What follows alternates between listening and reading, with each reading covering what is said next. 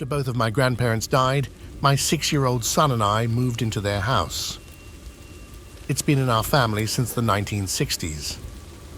On our first night there, I was walking down the stairs and my son was waiting at the bottom. He looked up at me and asked, "Who is that guy behind you?" I turned around quickly but didn't see anyone. I asked him what he meant, and he just stared for a few seconds before saying, "Never mind."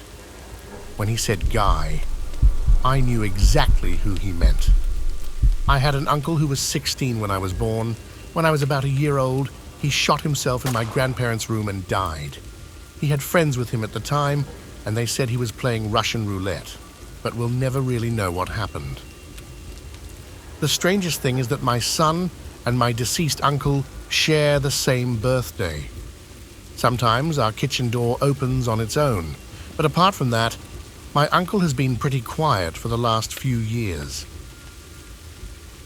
Before we jump into our second story, make sure to hit that subscribe button and give this video a thumbs up if you're enjoying the content. Stay tuned for more updates.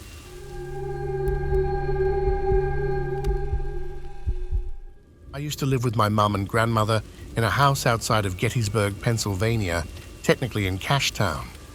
It was super close to all the spooky stuff. My grandparents built their house on a mountain in 2000. Before that, there was nothing on the land. But being so close to Gettysburg, it's not surprising that we still had creepy stuff happening in our house. Once, I went to the kitchen to get a soda and then returned to my room in the basement. There were 5 bedrooms upstairs, but the vibes up there were off, so my mum and I refused to sleep there. I placed my drink on my desk and went to take my dog out. When I came back inside, my drink was gone. I searched my room and the kitchen, but couldn't find it anywhere. I thought I was going crazy. Later, when I went to take a shower, I found my drink in the shower. Another time, I was sleeping. I heard my name whispered, which woke me up from a deep sleep. Multiple times, my mom saw someone who looked like me walk by her. But when I actually entered the room, she looked shocked, as if I had been there long enough to have a conversation. Once, my grandma saw what looked like me sitting at the kitchen table at 4 a.m., just sitting there, not doing anything. I was not awake at that time. My mum also came home from work around 4 p.m. on a sunny and bright day. She saw me in the backyard, but I didn't respond when she called out to me. She thought I had headphones in, but when she went inside, she found me asleep on the couch. She woke me up, confused about why I was messing with her. It was a creepy place, especially since something kept impersonating me. Seeing someone who looks like you isn't always a good sign, but at least I never saw myself.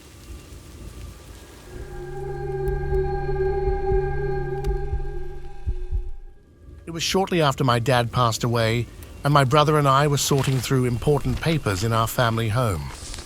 I was in my dad's bedroom upstairs, while my brother was downstairs in the kitchen. Suddenly, I felt a presence. It wasn't frightening. It felt familiar. I realized it was my dad.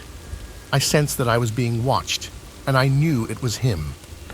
I hurried downstairs to tell my brother, but before I reached the kitchen, he came around the corner from the dining room. We both exclaimed at the same time, "Dad's here!" We stood there, looking at each other, trying to make sense of it. How could both of us feel him at the exact same time and say it simultaneously? In all my years of sensing spiritual presence, that was the only time the two of us felt it together. What's really strange is that my brother doesn't usually have this ability. He seemed shocked and didn't say much for the rest of the night. Feeling spiritual presence usually doesn't bother me, except for one time that really scared me. My mother left my dad when I was 17 and remarried the following year to a man I didn't get along with. He had severe OCD, and everything had to be perfect. After they had been married a few years, I started visiting my mother regularly. Since I also have OCD, I found myself cleaning her house during visits. Her husband got sick with cancer, and by the time they discovered it, he only had a few months to live. After he passed away, I stayed with my mother for a few days before the funeral. She went next door to her friend's house, leaving me alone in her house. As I was cleaning the kitchen, I suddenly felt a chill. I looked over at the closed door, feeling the temperature drop even more as darkness fell, intensifying the sensation. Then, I felt him, my mother's late husband. I could even smell his pipe tobacco. He was standing right behind me, watching. I kept sweeping the floor as if I hadn't noticed anything, but inside, I was trembling with fear. I had never reacted like that before when sensing a presence. I knew he never liked me when he was alive. I thought about turning to face him, but instead I heard myself say, "I'm doing the best I can. Cleaning. Sam, can you please let me finish?" And then, he was gone. The smell, the feeling of being watched, all vanished. A few minutes later, my mother returned. When I told her what happened, she said she already knew he was there, which is why she went to her friend's house. I made it clear that I wouldn't stay in her house anymore and offered for her to stay with me instead. We left her house as quickly as possible. Shortly after, she put the house up for sale. She was already staying with me most of the time anyway. After that experience, I never stayed in her house alone again, and I never spent the night there again.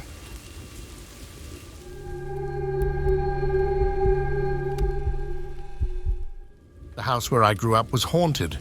My two brothers and I all encountered a spirit at a particular age and time of night. When we were around 7 or 8 years old, I can't recall exactly, we would see a shadowy figure on our walls. He didn't do much, just waved to us, so we nicknamed him Waving Boy. My older brother simply stared at the shadow. When he told our mother, she brushed it off, saying he was probably waving to himself. But when he insisted he didn't wave back, she got worried and suggested it might have been a dream. The idea of waving to something unreal startled her. As for me, I was really scared to find what seemed like an intruder in my room. So I did the sensible thing and ran to my mother's room to tell her. I dragged her across the hall, but the shadow had disappeared. She thought I had a bad dream and went back to bed. The next morning, she asked about my dream, and after hearing my story, she concluded that we must have had a ghost encounter, especially since my brother and I had similar experiences a year apart at the same age, in the middle of the night. We decided not to mention Waving Boy to my younger brother and let him experience it on his own. I don't think he would have liked the idea of a shadow spirit suddenly appearing in his room, waking him up, and waving from the wall. I can't recall his reaction to it. A few years later, we had to move because of family issues and sold the house. My parents didn't tell the buyers about Waving Boy, so I hope they're enjoying their new home. I heard they were starting a family, so I'm pretty sure they'll get a visit from Waving Boy too.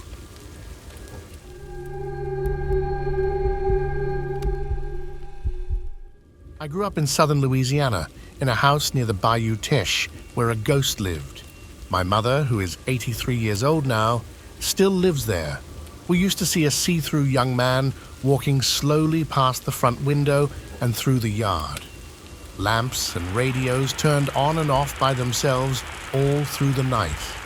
But the scariest thing was hearing heavy footsteps in boots going up and down the long back hallway of the house, which led to the extension where my bedroom was. My parents couldn't afford to move our family of 5 kids to a different house, so they always talked honestly and calmly about what was happening. They assured us that the ghost couldn't harm us. The most frightening memory I have is from when I was 8 years old.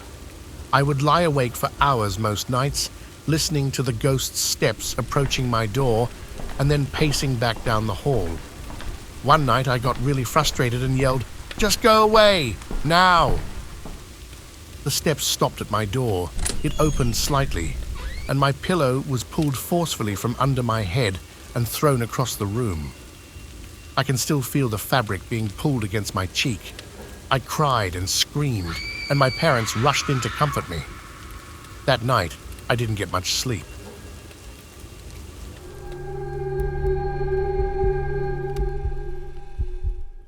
My cousin, who was 10 years old, and I, who was 12 years old, had an eerie encounter with a ghost in our grandparents' house.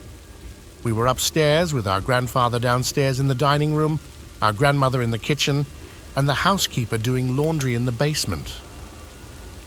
We were playing with an electric train set in a dimly lit upstairs bedroom when we both felt like someone was watching us. We glanced at each other, then towards the doorway about 8 feet away. There, we saw a shadowy figure standing. He had no distinct features except for a black feather sticking up at the back of his head. He appeared as a solid, three-dimensional darkness, like a standing shadow. The figure nodded at us, turned, and silently walked to the top of the stairs before descending, ghost-like.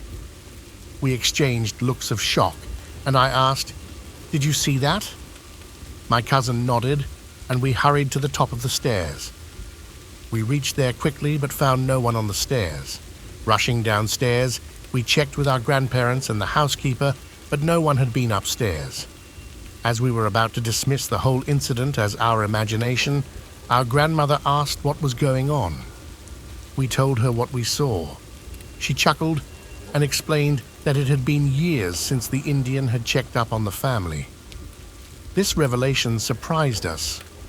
Our grandparents had previously lived in a house in the late 1930s, situated in another part of the country, which had a bedroom built over an Indian burial mound. During their stay, guests had trouble sleeping in that room due to bad dreams, and their daughter, my aunt, who was around 4 at the time, mentioned the Indian man who wouldn't let her sleep. This led our grandparents to research the property's history and discover the burial ground. They then verbally apologized to the Indian spirit and kept the bedroom empty out of respect. Even after moving to another military duty station, they occasionally had sightings of the benign spirit. Our grandmother believed he was watching over the family. This experience, along with other strange occurrences over the years, convinced my cousin and me that there are phenomena that defy conventional explanations. I've encountered many other weird things that add to our personal evidence. I suppose I prefer to inhabit a reality that's a bit larger and more mysterious than most people realize or accept.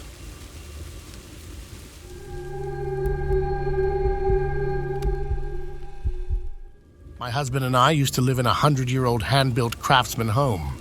Whenever we made changes like painting or hanging pictures, we'd hear footsteps, doors slamming, and glass breaking, and sometimes find our things moved around.